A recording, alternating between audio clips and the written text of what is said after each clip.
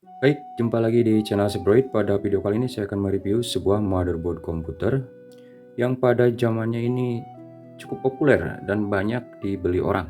Ya, yaitu merek Gigabit nih, dengan tipe H81M series. Kebetulan yang saya beli ini H81M DS2 ya. Motherboard ini menggunakan soket LGA 1150 untuk Intel generasi keempat atau Haswell. Ini pas saya beli harganya sekitar 390.000 ya. Itu udah termasuk prosesornya. Nanti kita lihat prosesor apa yang dikasih. Di bagian atasnya ada keterangan ultra durable ya, atau awet katanya nih. Lasting quality from Gigabit. Wow. Nah, ini dia ultra durable 4 plus. Support untuk Intel Inside Core, Intel chipset H81 nih chipsetnya ya. Nah, kelebihan lain dari motherboard Gigabyte itu yaitu menggunakan dual BIOS ya di sini, dan sudah UEFI juga nih. Oke, seperti ini ya untuk boxnya. Dan di bagian belakangnya seperti ini. Tapi yang saya beli itu tidak ada soket PCI yang kayak ini ya. Jadi hanya ada dua soket PCI Express. Mungkin beda tipe nih, atau beda revision ya. Oke, kita dikasih apa aja nih. Yang pertama tentu saja ini motherboardnya ya, plus prosesor nih. Nanti kita lihat. Kemudian kita dikasih juga kabel SATA. Ini back panel ya. Ini kinclong banget, back panelnya kayak baru. Saya nggak tahu ini, katanya sih produk bekas, tapi kelihatannya itu masih kinclong-kinclong ya. Nah, ini adalah CD driver. Nah, ini sangat membantu ya untuk kita yang malas download. Sebetulnya di situs Gigabyte-nya juga ini sudah disediakan untuk driver-drivernya. Nah, dari kejauhan tampak motherboard ini masih sangat kinclong ya, dan belum ada karat di sini. Kelihatan kayak baru lah, meskipun ini keluarnya kalau nggak salah tahun 2014 sampai 2017-an. Tapi ini nggak tahu kenapa kayak bukan bekas pakai seperti itu ya. Mungkin mereka bersihkan atau pakai cairan khusus, saya nggak tahu. Yang jelas ini kayak baru. Bagian belakangnya juga ini tidak ada bekas kayak servisan kayak gitu ya. Masih sangat rapi. Oke, saya akan jelaskan bagian-bagiannya dulu. Ini yang umum aja ya. Jadi yang pertama adalah ini soket LGA 1150 untuk prosesor Intel Celeron, Intel Pentium G seri 3 ya nih. Kemudian Intel Core i3, Intel Core i5 dan Intel Core i7 generasi keempat. Ya, kita lihat di sini saya belinya itu plus Intel Pentium G 3250 nih. Nah, sebetulnya ini hanya untuk mencoba saja motherboard ini ya, karena ini di pasaran sangat murah. Untuk prosesor ini hanya sekitar 40 ribuan lah. Ada yang jual juga 30.000 untuk Pentium G ini. Nanti rencananya akan saya upgrade prosesornya ke Intel i5 lah, 4690 itu sudah cukup ya untuk motherboard ini. Nah, ini soket prosesornya seperti ini. Kita coba lihat pin-pin prosesornya.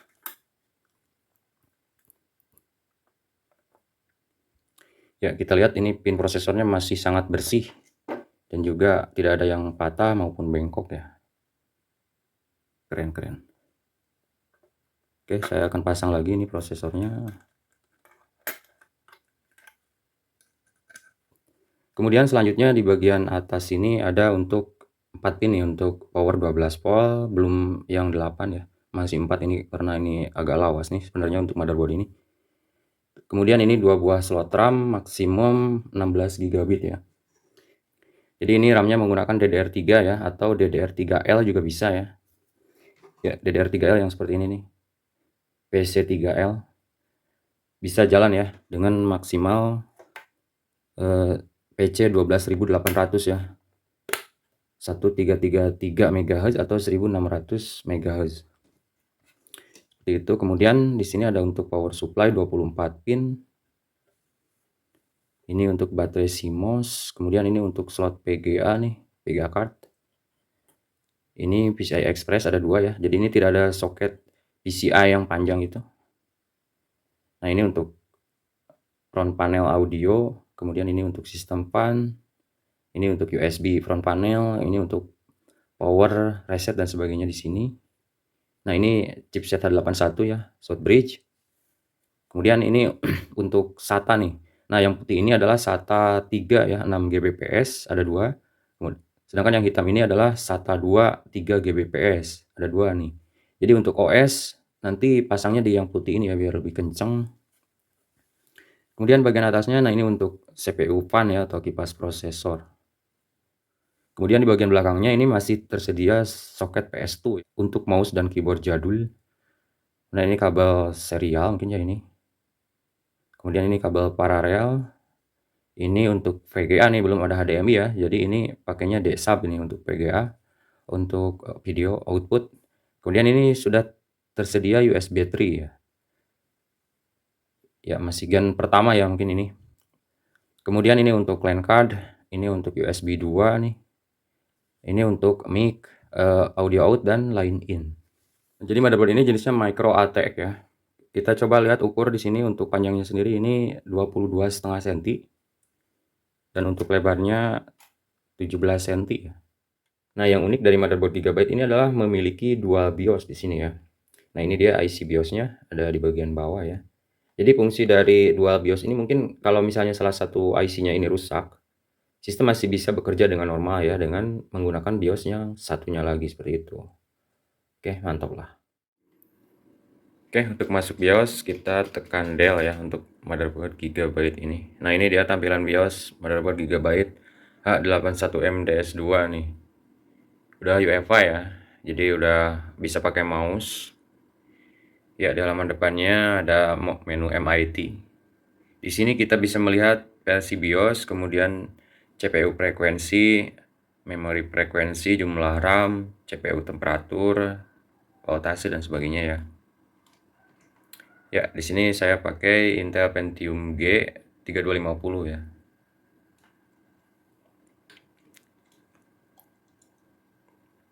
Kemudian di bagian System Information kita bisa melihat detail BIOS yang ada.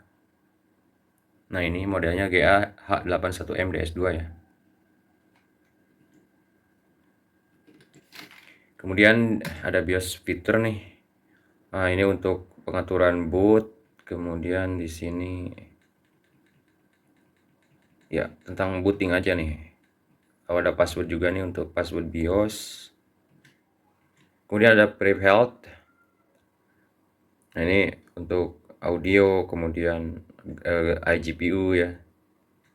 Kemudian SATA juga nih. Harddisk dan SSD bisa kebaca di sini ya yang udah kepasang di PC. Nah, ada power management juga. Ya, udah termasuk lengkap ya daripada merek-merek lain yang di bawah ini harganya tentunya. Oke, kita coba masuk Windows. Dan yang paling saya suka di motherboard performanya ya dari motherboard Gigabyte ini cukup oke nih performanya, walaupun seri lawas masuk Windows cepet banget nih.